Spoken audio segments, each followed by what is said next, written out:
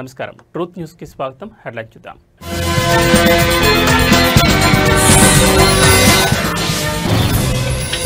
జల దిగ్బంధంలో హైదరాబాద్ మహానగరం.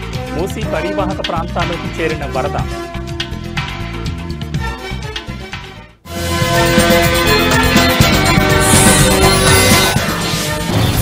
తీరం దాటిన వాయుగుండం. తెలంగాణ, ఏపీకి 2 రోజుల పాటు వర్ష సూచన.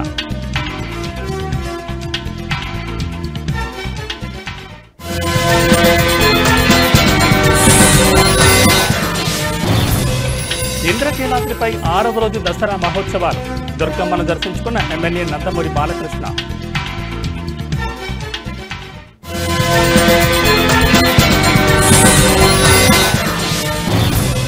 అనకాపల్లిలో ఆర్సెలార్ మిత్తల్ స్టీల్ ప్లాంట్ నిర్మాణానికి సర్వం సిద్ధం. ఈ నెల 27న ప్రజాభిప్రాయ సేకరణ.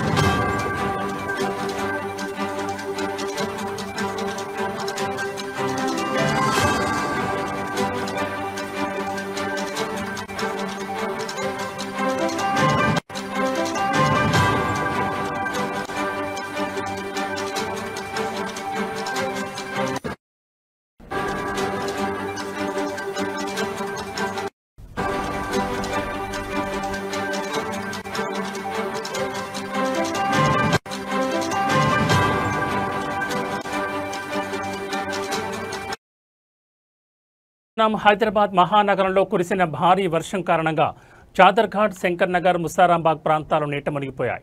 వరద క్రమంగా పెరుగుతుండటంతో మూసీ పరివాహక ప్రాంతాల్లో ప్రజలు భయాందోళనకు గురవుతున్నారు. ఈ నేపథ్యంలో మూసీ పరివాహక ప్రాంతాల్లో నివసించే ప్రజలు తమ ఇళ్లు ఖాళీ చేసి ఆశ్రయం కోసం పునరావాస కేంద్రాలకు వెళుతున్నారు. ఇక చాదర్ఘాట్, మలక్పేట్ రహదారులపై భారీగా ట్రాఫిక్ జామ్ ఏర్పడింది. ఇప్పటికే ఎంజీబీఎస్ బస్టాండ్ నీట మునగడంతో దూర ప్రాంతాలకు వెళ్లే ప్రయాణికులు తీవ్ర ఇబ్బందులు పడుతున్నారు. బస్టాండ్ లోపల ఉన్న ప్యాసింజర్లను పోలీసులు, హైడ్రా సిబ్బంది సహాయంతో సురక్షితంగా బయటకు తీసుకొస్తున్నారు.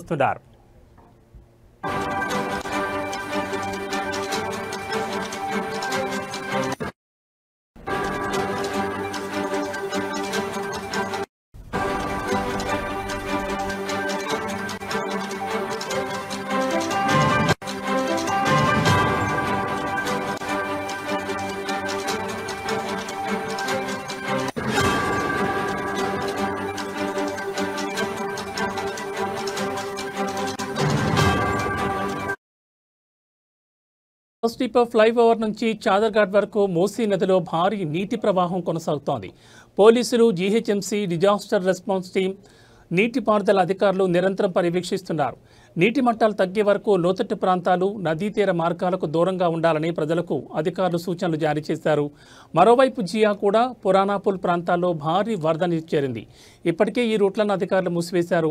మూసీని ఆనుకుని ఉన్న జియా కూడా బస్తీలు, కాలనీలోకి వరద నీరు చేరడంతో ప్రజలను పునరావాస కేంద్రాలకు తరలించారు. అలాగే పురాణాపూల్లోని శివాలయం నీట మునిగిపోయింది. ఆలయంలో ఉన్న పూజారి కుటుంబం బయటకు రాలేక సహాయం కోసం ఆలయ పైభాగానికి ఎక్కి కేకలు వేశారు.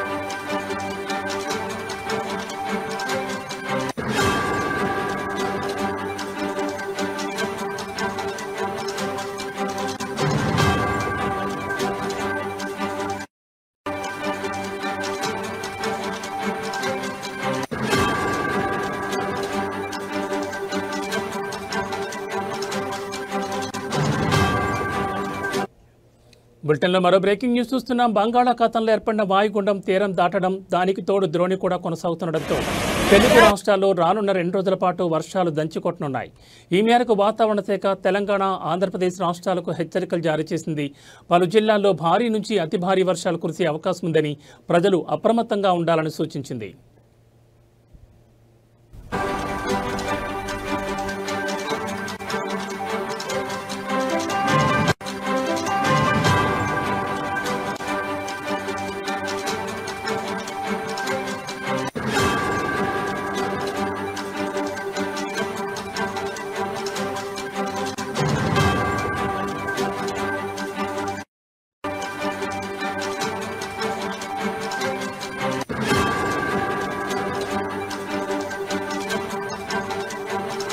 తెలంగాణలో శని, ఆదివారాల్లో చాలా ప్రాంతాల్లో ఉరుములు, మెరుపులతో కూడిన వర్షాలు కురుస్తాయని వాతావరణ కేంద్రం తెలిపింది.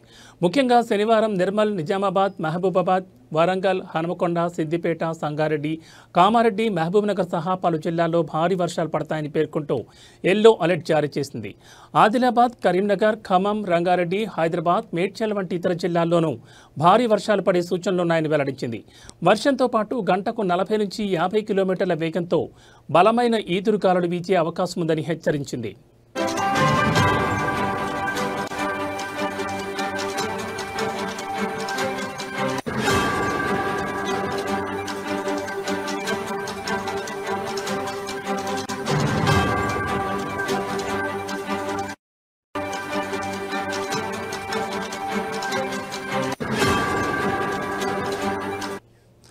అటు ఆంధ్రప్రదేశ్లోనూ వాయుగుండం ప్రభావం స్పష్టంగా కనిపిస్తోందని రాష్ట్ర విపత్తుల నిర్వహణ సంస్థ వెల్లడించింది. శనివారం కృష్ణా, ఎన్టీఆర్, గుంటూరు, పల్నాడు, ప్రకాశం, కర్నూలు, నంద్యాల జిల్లాల్లో అక్కడక్కడ మోస్తరు నుంచి భారీ వర్షాలు కురిసే అవకాశం ఉందని తెలిపింది. మిగిలిన ప్రాంతాల్లో తేలికపాటి జల్లులు పడొచ్చని పేర్కొంది. తీరం వెంబడి గంటకు 40 నుంచి 60 కిలోమీటర్ల వేగంతో గాలులు వీస్తాయని ప్రజలు జాగ్రత్తగా ఉండాలని సూచించింది.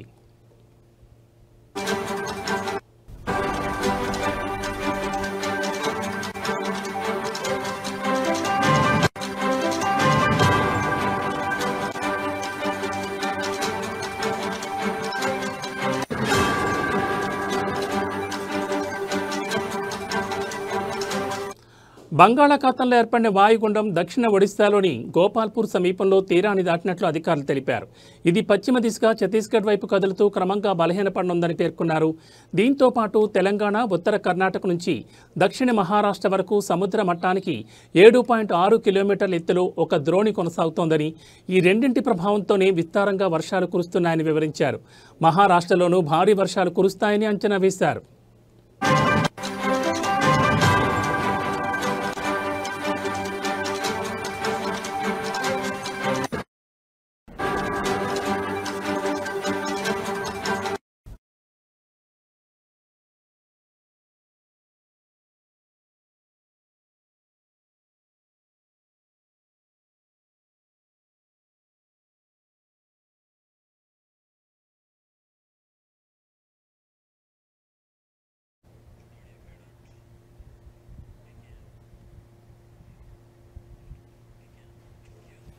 ఏపీలో కురుస్తున్న వర్షాల కారణంగా వైఎస్ఆర్ కడప జిల్లా పోరుమామిళ్లపట్నంలోని గాంధీ బొమ్మ సెంటర్లో రోడ్డుపై వర్షపు నీరు నిలిచిపోయి ప్రజల రాకపోకలకు తీవ్ర అంతరాయం కలిగింది. ఈ నీటి వల్ల స్థానిక ప్రజలు, ముఖ్యంగా వృద్ధులు, వికలాంగులు అవస్థపడ్డారు. కడప నుంచి విజయవాడకు వెళ్లే హైవే 4 లైన్ రోడ్డు విస్తరణ పనులు పోరుమామిళ్లపట్నంలో జరుగుతున్నాయి. ఈ పనుల కారణంగా వర్షపు నీరు ఎటు వెళ్లలేక రోడ్డుపైన నిలిచిపోయింది. వర్షాలు, రోడ్డు విస్తరణ పనులు ఏకకాలంలో జరగడంతో రోడ్లు అస్తవ్యస్తంగా మారాయి. దీనివల్ల వాహనదారులు, ప్రజలు తీవ్ర ఇబ్బందులు ఎదుర్కొంటున్నారు. ప్రజల కష్టాలను గుర్తించిన తెలుగుదేశం పార్టీ నాయకులు ఈ సమస్య పరిష్కారానికి చొరవ తీసుకున్నారు. పోరుమామిళ్ల సహకార సంఘం చైర్మన్ కల్లూరి వెంకటకృష్ణారెడ్డి, పోరుమామిళ్ల మాజీ ఎంపీటీసీ ఇమాన్ ఉషాన్, సీతా వెంకట సుబ్బయ్య, గాలి మురళి, ప్రొఫెసర్ భాషా తదితర నాయకులు వెంటనే రంగంలోకి దిగారు. వారు జేసీబీని ఉపయోగించి రోడ్డుపై నిలిచిన వర్షపు నీటిని బయటకు పంపేందుకు తగిన ఏర్పాట్లు చేసి ప్రజలకు ఉపశమనం కల్పించారు.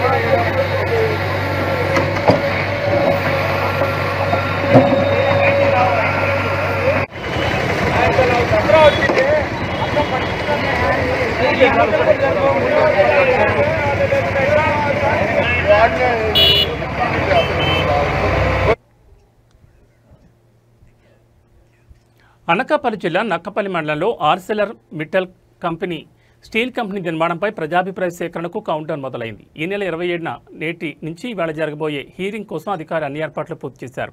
నక్కపల్లి మండలంలోని అమలాపురం సమీపంలో వేదికను సిద్ధం చేసి ప్రజల కోసం కుర్చీలు, సామియానాలు, టెంట్లు ఏర్పాటు చేశారు. ప్రజాభిప్రాయ సేకరణ సందర్భంగా పెద్ద ఎత్తున హాజరు కానున్న ప్రజల రాకపోకలు కూడా ప్రత్యేక సదుపాయాలు కల్పించనున్నట్లు అధికారులు వెల్లడించారు. ఎటువంటి అవాంఛనీయ సంఘటనలు చోటు చేసుకోకుండా భద్రతా చర్యలు మరింత కఠినతరం చేశారు. నర్సీపట్నం డీఎస్పీ పోతిరెడ్డి శ్రీనివాసరావు స్వయంగా పోలీస్ బందోబస్తు ఏర్పాట్లను పరిశీలించి మీడియాకు వివరాలు వెల్లడించారు. జిల్లా అదనపు SP Devaprasad, Narsipatnam DSP Srinivasarao, Nakkapalli, Chodavaram circle ఇన్స్పెక్టర్లు రామకృష్ణ, అప్పలరాజు, పాయకరావుపేట, నక్కపల్లి ఇన్స్పెక్టర్లు కుమారస్వామి ఉన్నారు. మరోపక్క మిట్టల్ కంపెనీ ప్రతినిధి సత్యనారాయణ, సెక్యూరిటీ వింగ్ కిషోర్ తదితరులు సభా ఏర్పాట్లను స్వయంగా పర్యవేక్షిస్తున్నారు. మీకు చెప్తే ఇమీడియట్ గా వస్తారు. ల్యాండ్ బ్యాక్ లో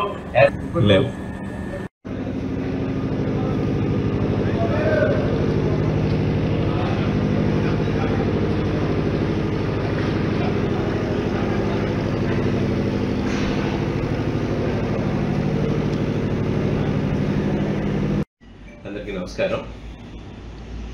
రేపు అనగా 27/9/2025 సంవత్సరం నక్కపల్లి మండలం తమ్మాయిపేట వద్ద ఏఎంఎన్ఎస్ స్టీల్ ఫ్యాక్టరీకి సంబంధించి పబ్లిక్ హియరింగ్ రేపు జరుగుతుంది. దానికి సంబంధించి అనకాపల్లి జిల్లా ఎస్పీ గారు శ్రీ హించింద ఆర్పిఎస్ గారు సూచనల మేరకు బందోబస్తు ఏర్పాటు చేయడం జరిగింది. ఈ బందోబస్తు అంతా కూడా అడిషనల్ స్పీకర్ దేవప్రసాద్ గారు సూపర్వైజ్ చేస్తున్నారు.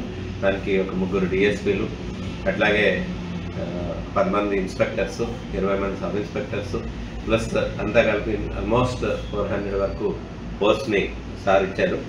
దాన్ని ప్రాపర్గా బందోబస్తు వేయడం జరిగింది. రేపు మార్నింగ్ 10 o'clock నుంచి మళ్ళీ స్టిల్ ప్రోగ్రామ్ కంప్లీట్ అయ్యే వరకు కూడా ఈ బందోబస్తు ఉంటుంది. ఎక్కడికక్కడ కట్ ఆఫ్ పాయింట్స్, అట్లాగే డయాస్ దగ్గర, గ్యాలరీస్లోని ఎవరికి ఎటువంటి ఇబ్బందులు లేకుండా చూడడానికి గాను ఏర్పాటు జరిగింది. సర్వేలెన్స్ కూడా ఉంది, సీసీ కెమెరాస్ కూడా ఏర్పాటు చేయడం జరిగింది.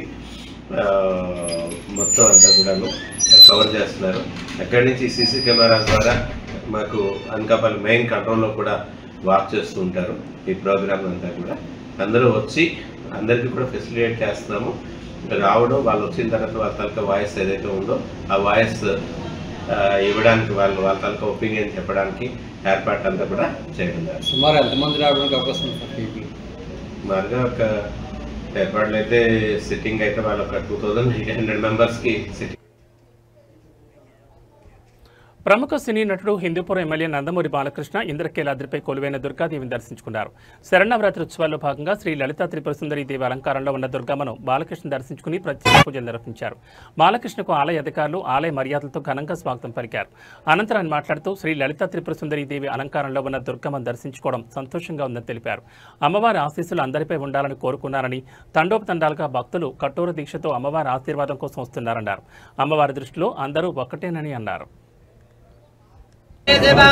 ధర్మంత్వం ధర్మం పాలయతి పాలయతి ధర్మంత్వం ధర్మంత్వం ధర్మం ధర్మంత్వం ధృత్యా ధృత్యాత్వం ధర్మం ధర్మంత్వం ధృత్యా త్వం ధృత్యా ధృత్యాత్వం ధృత్యాయ ధృత్యాత్వం ధృత్యాయ ధృత్యాయ ధృత్యాయ నియమేన నియమేన ధృత్యా ధృత్యాయ నియమేన నియమేన నియమేన నియమేన నియమేన నియమేన నియమేన ధనం వశం బహుత్ర లాభం సంవత్సరం దేవాయో.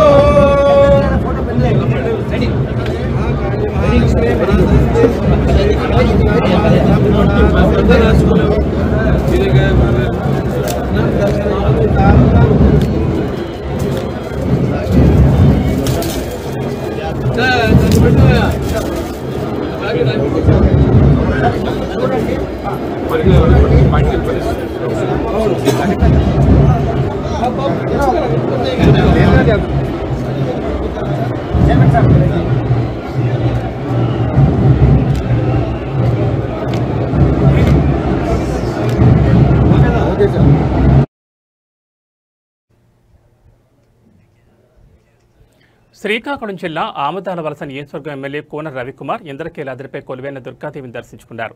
శరన్నవరాత్రి ఉత్సవాల్లో భాగంగా శ్రీ లలితా త్రిపుర సుందరీదేవి అలంకారంలో ఉన్న జగన్మాతను ఆయన ఈరోజు దర్శించుకున్నారు. ఆలయ అధికారులు ఎమ్మెల్యే కోన రవికుమార్కు సాంప్రదాయ స్వాగతం పలికారు. దర్శనం అనంతరం స్వామివారి తీర్థ ప్రసాదాలు, చిత్రపటం, శేషవస్త్రం అందజేశారు. అనంతరం మీడియా పాయింట్లో ఎమ్మెల్యే కోన రవికుమార్ మాట్లాడుతూ కీలక వ్యాఖ్యలు చేశారు.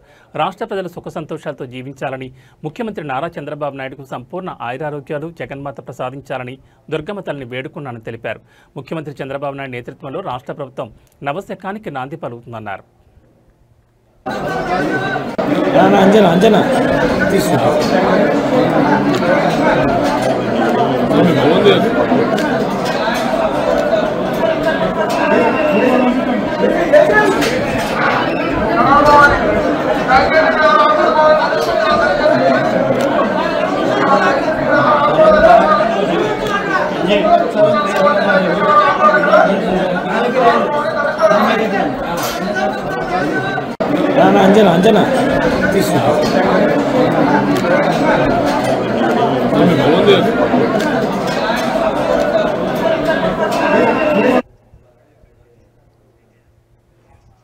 శ్రీ లలితా త్రిపుర సుందరీదేవి అవతారంలో భక్తులకు దర్శనమిస్తున్న దుర్గమ్మ తల్లిని రాజధానగర్ ఎమ్మెల్యే బత్తుల బలరామకృష్ణ దర్శించుకున్నారు.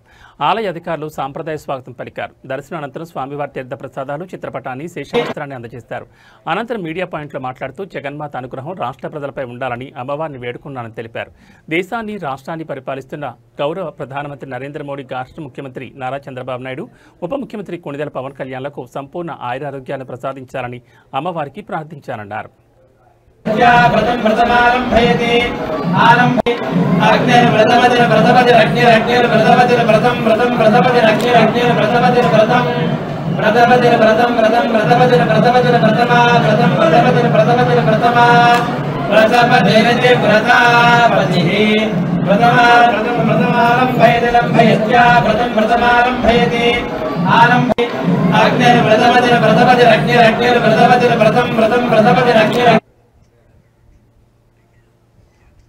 నల్గొండ పట్టణంలోని శ్రీనగర్ కాలనీలో జరుగుతున్న నవరాత్రి ఉత్సవాలు వైభవంగా కొనసాగుతున్నాయి. ఉత్సవాల్లో భాగంగా 5వ రోజు అమ్మవారి భక్తులకు లక్ష్మీ అవతారంలో దర్శనమిచ్చారు.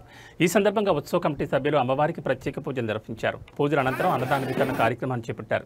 ఇందులో పెద్ద సంఖ్యలో భక్తులు పాల్గొన్నారు. ఈ కార్యక్రమంలో కమిటీ సభ్యులు మరియు భక్తులు చింటూ, వికాస్, సన్నీ, కిరణ్, సాయి కిరణ్, దీక్షిత, మహేందర్ రెడ్డి, ఉమారెడ్డి, వెంకన్న, కోటేశ్వరరావు తదితరులు పాల్గొన్నారు.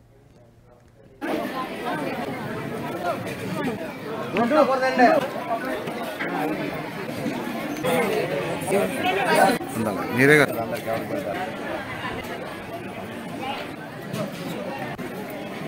దుర్గా మన శ్రీనగర్ కాలనీలో అన్నదానం, అభిషేకం మన ఉత్సవ కమిటీ వాళ్ళు నిర్వహించడం జరిగినది. ఇక్కడ అన్నదానానికి వచ్చిన భవానులకు, మన కాలనీ సహకరించిన పెద్దలకి అందరికీ ధన్యవాదాలు చెప్తున్నాను. ఇంత గ్రాండ్గా సక్సెస్ చేసిన మన ప్రజలకి, మన భవానులకి, ఇలా ఉన్న కమిటీ సభ్యులకి అందరికీ వందనాలు. జై దుర్గా, జై జై దుర్గా. జై జై దుర్గా మాతాకి. దుర్గామాత ఉత్సవాల్ని ఈ శ్రీనగర్ కాలనీ హిల్స్ గ్రౌండ్లో ఒక 3 సంవత్సరాలు కంటిన్యూషన్ జరిపి మధ్యన ఆగి మళ్ళీ 3 సంవత్సరాలు జరిపారు. ఇప్పుడు 4వ సంవత్సరం ఇది. ఈ ఉత్సవాలలో పాల్గొనటకు భక్తులైతే అధిక సంఖ్యలో వస్తున్నారు, కానీ దాన్ని ఒక సిస్టమేటిక్ లేకుండా పోతుంది. ముఖ్యంగా ఒక సిస్టమేటిక్ ఏర్పాటు చేసుకుంటే మనం అన్నిటికీ ముందుకు పోగలుగుతాం. దుర్గామాత ఉత్సవాలు మాత్రం చాలా ఘనంగా నిర్వహిస్తున్నాం. అదేవిధంగా ఇదే గ్రౌండ్లో వినాయక చవితి ఉత్సవాలు కూడా చాలా ఘనంగా నిర్వహించడం. రేపు సీతారాముల కళ్యాణం కూడా ఘనంగా నిర్వహించబడుతుంది. దసరా ఉత్సవాలు, ఉగాది ఉత్సవాలు, ప్రతి ఒక్కటి. సంగారెడ్డి మున్సిపాలిటీ పరిధిలోని 34వ వార్డు రామచంద్రారెడ్డి కాలనీలో వర్షపు నీరు ఇళ్లలోకి వస్తుండటంతో స్థానికులు తీవ్ర ఆందోళన వ్యక్తం చేస్తున్నారు. కాలనీ వెనుక ఉన్న ఎర్రకుంట చెరువు, తూము కాలువకు ప్రైవేట్ వ్యక్తులు గండికొట్టి నీటిని మళ్లించడం ఈ సమస్యకు ప్రధాన కారణంగా తెలుస్తోంది. 34వ వార్డులోని ముంపున గురైన ఇళ్లను ఫోరం ఫర్ బెటర్ సంగారెడ్డి అధ్యక్షులు శ్రీధర్ మహేంద్ర పరిశీలించారు. ఈ సందర్భంగా ఆయన అధికారుల నిర్లక్ష్యంపై మండిపడ్డారు. గత సంవత్సరాల నుంచి ఎర్రకుంట తూము నీరు కాలువలోకి వస్తుండటంతో ప్రజలు ఇబ్బందులు పడుతున్నప్పటికీ తూము కాను వెడల్పు చేసే ప్రతిపాదనలను అధికారులు పెండింగ్లో పెట్టి పనులు జరగకుండా నిర్లక్ష్యం చేస్తున్నారని ఆరోపించారు. ఎర్రకుంట చెరువు, తూము వెంట ఉన్న ప్రభుత్వ భూమి సర్వే నెంబర్ 403లో కొంతమంది ప్రైవేట్ వ్యక్తులు తప్పుడు పత్రాలతో తూము కాలువను కుదించి ప్రభుత్వ భూమిని కబ్జాలు చేస్తూ అక్రమంగా షెడ్లు, భవన నిర్మాణాలు చేస్తున్నారని శ్రీధర్ మహేంద్ర తెలిపారు.